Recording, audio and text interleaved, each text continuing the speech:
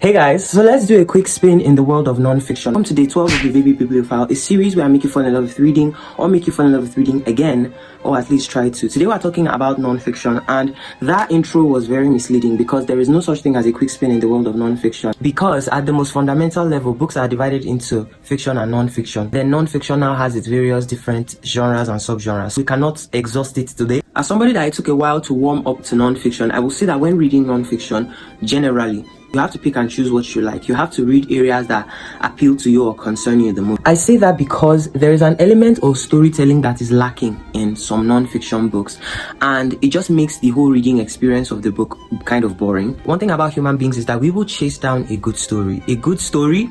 No. That's why good stories appeal to us. That is why storytelling in content appeals to us. That is why gossip appeals to a lot of people, because good stories have a way of pulling us in and keeping us there. I don't know how many people this problem affects, but I have had a problem finishing some non-fiction books. Like start the book and then get to a particular point, drop it, and maybe start another book or just back into fiction.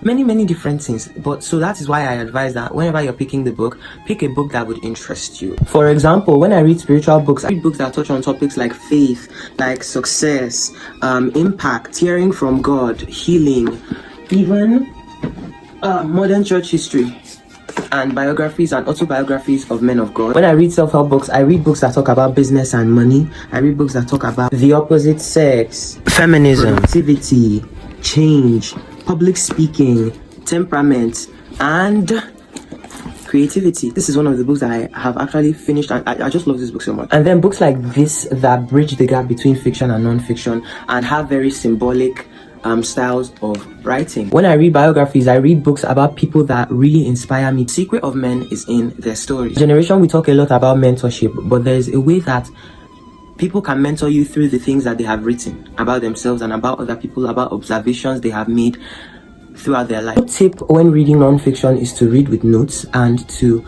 always remember to note down principles. One thing that books on self-help and spirituality and biographies and all the other type of non-fiction, one thing that they do is that they know how to really dish out principles. So like this principle, that principle, this is what you should do to get this type of result, so that the experience is much more productive, so that you learn a lot more instead of just reading and passing. All for today. Let me even dance for you people today. I'm so happy with the way this series is progressing. Anyway, thank you for watching, and I'll see you again tomorrow.